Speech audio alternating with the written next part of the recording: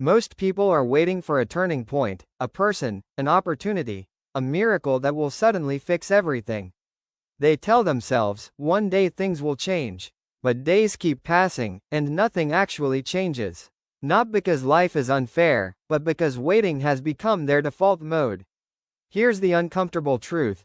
Nobody is coming to save you. No mentor is tracking your potential. No system is designed to rescue you from bad decisions. Life doesn't pause out of sympathy. It moves forward, with or without you. The moment you understand this, everything shifts.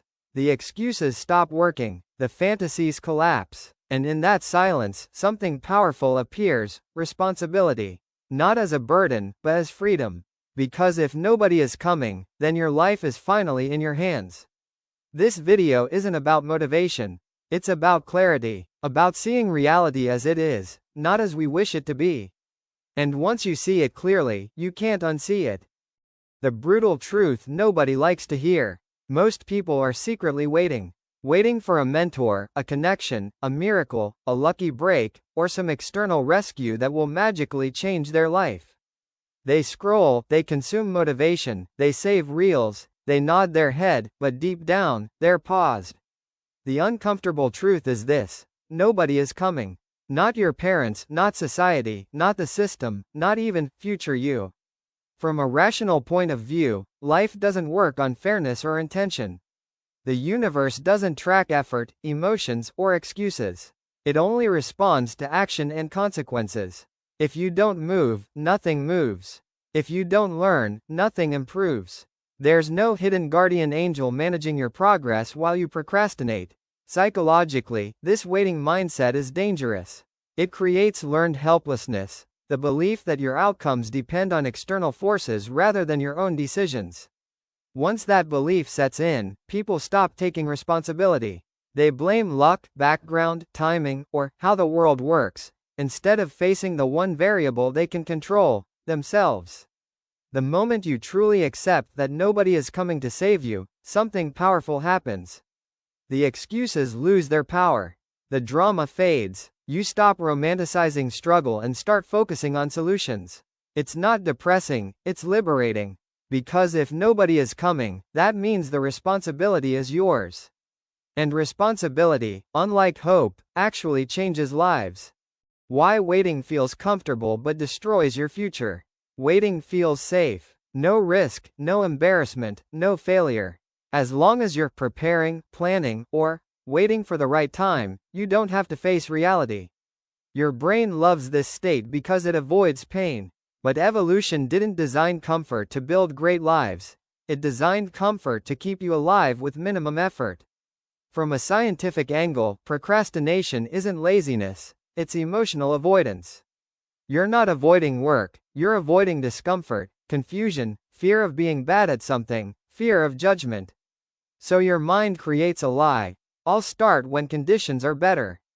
The problem? Conditions never get better by themselves. Time doesn't pause while you wait. Skills decay, opportunities expire, and competition grows. Someone else with half your intelligence but double your urgency starts moving, and movement compounds. They get feedback, experience, clarity. You stay stuck consuming content and calling it research. Waiting is invisible self-sabotage. It doesn't look like destruction, but it quietly steals years. And one day, it hits you hard, when you realize the life you wanted required actions you kept delaying. Nobody ruined it. Nobody blocked you. You just waited too long. Responsibility is heavy. That's why most people avoid it. Taking full responsibility for your life is uncomfortable because it removes all escape routes. If nobody is coming to save you, then your failures can't be blamed on luck, background, or timing. That weight scares people. Responsibility feels like pressure, and pressure exposes weakness. From a rational lens, responsibility isn't about guilt, it's about control.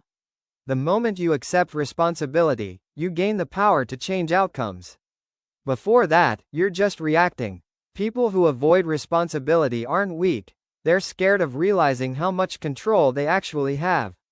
Biologically, the brain prefers external attribution.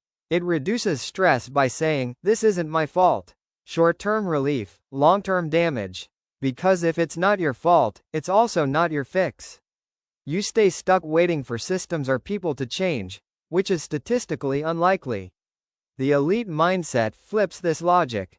They assume responsibility even when it's unfair. Not because life is fair, but because ownership is leverage. Once you say, "This is on me," you stop complaining and start engineering solutions. Responsibility isn't a burden, it's the entry fee to power. Motivation is a scam, systems are not. Most people think they'll change their life once they feel motivated. That's backwards. Motivation is unstable, emotional, and unreliable. Neuroscience is clear on this. Motivation spikes from novelty and emotion, then crashes once effort becomes repetitive. If your plan depends on feeling inspired, it's already dead. High performers don't wait for motivation, they build systems. Systems reduce decision-making, remove emotion, and create consistency. You don't wake up asking, "Do I feel like working today?" The system decides for you. That's how habits beat mood every single time. Waiting for motivation is just another form of waiting for rescue. It's outsourcing responsibility to a feeling. And feelings don't care about your goals. They respond to sleep, food, stress, dopamine, not your dreams. That's why relying on motivation keeps people stuck in cycles of hype and burnout. When nobody is coming to save you, systems become survival tools.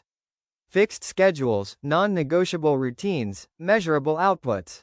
Boring? Yes. Effective? Absolutely. Discipline isn't sexy, but it's predictable, and predictability builds results when motivation disappears. You are not behind, you're just undisciplined. People love saying they're behind in life. Behind their friends, behind their age, behind some imaginary timeline. But timelines are social constructs, not biological laws. There's no universal clock deciding when you should be successful. What actually exists is daily behavior, and most people avoid looking at that. From a practical perspective, progress is math. Skills times time times consistency. If results aren't showing up, one of those variables is missing.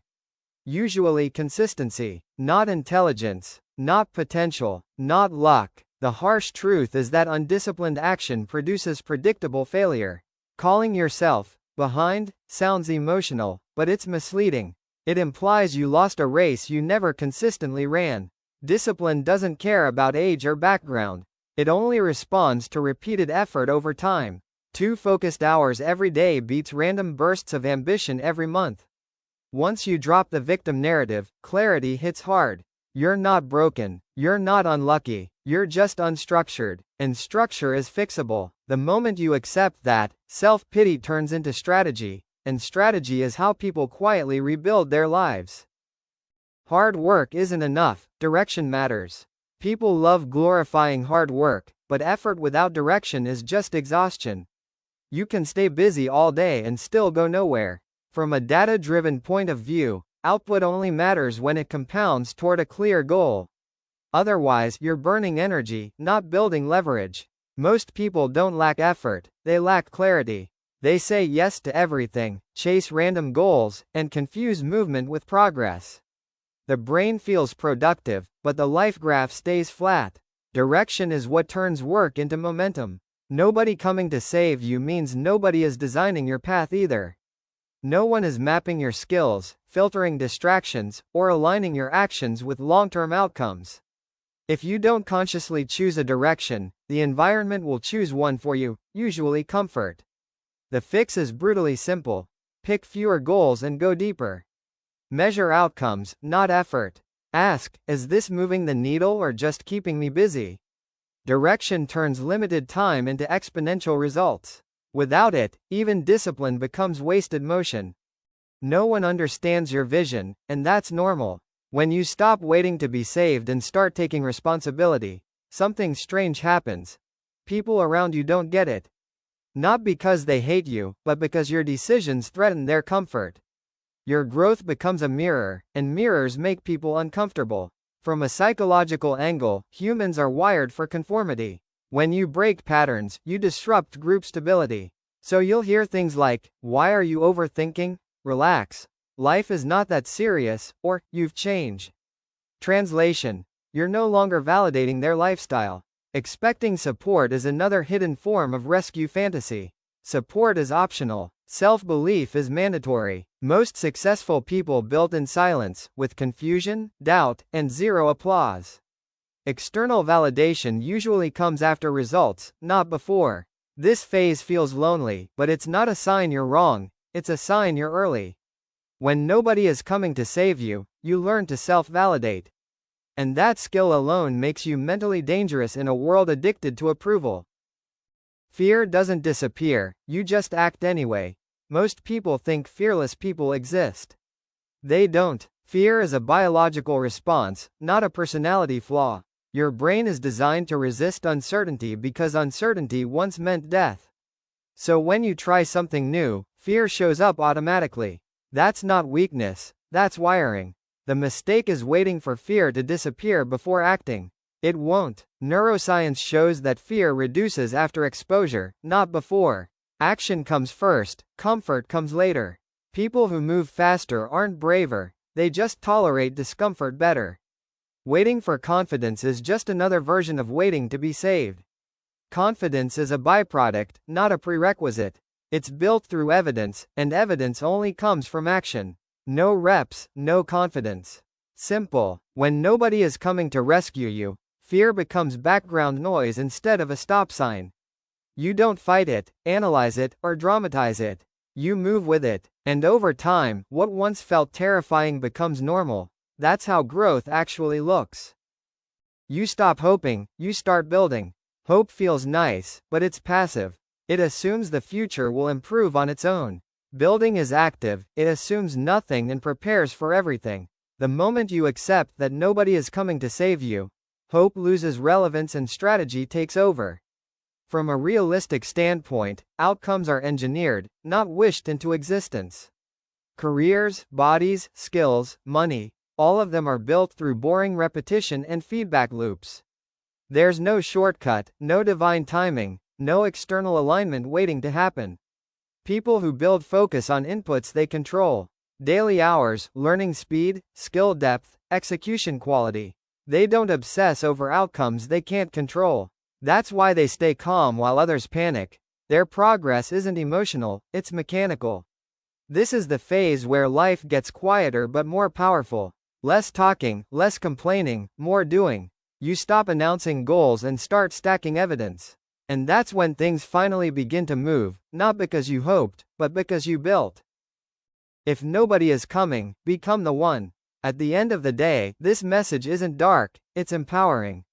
If nobody is coming to save you, then your life is not waiting on permission. You don't need approval, perfect timing, or external validation. You need action, consistency, and patience. Reality doesn't reward intention, emotion, or struggle. It rewards adaptation. The people who win aren't the smartest or the luckiest. They're the ones who accepted responsibility early and adjusted faster than others. They didn't wait for rescue. They became reliable to themselves. Once you internalize this, your behavior changes permanently. You stop asking, "What if it fails?" and start asking, "What's the next step?" You stop consuming motivation and start producing results. Life stops feeling personal and starts feeling solvable. Nobody is coming to save you. And that's exactly why you can save yourself. Not through miracles, but through daily, boring, disciplined actions that compound quietly. That's not inspiration, that's reality. If this video made you uncomfortable, that's a good sign. Discomfort usually appears right before clarity. Not because the message is harsh, but because it removes the lies we use to stay comfortable. The truth doesn't shout, it just sits there, waiting for you to accept it. Nobody is coming to save you. And once you truly accept that, life becomes simpler. Harder, yes, but simpler. You stop waiting, stop blaming, and stop hoping for external rescue. You start acting, building, and correcting your own path. You don't need to change everything today. You just need to stop pretending that time is on your side. Take responsibility for one decision, one habit, 1 hour of your day. That's how momentum begins. Because in the end, the most powerful realization is this. If nobody is coming, then you're not helpless. You're in control.